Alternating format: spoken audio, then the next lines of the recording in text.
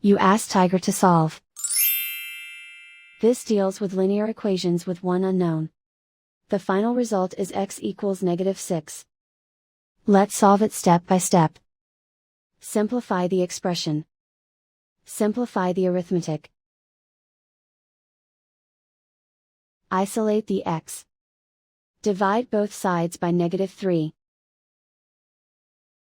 Cancel out the negatives. Simplify the fraction. Move the negative sign from the denominator to the numerator.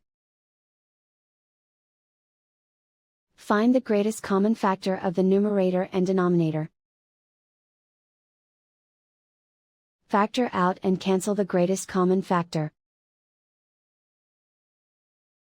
And so the final result is x equals -6.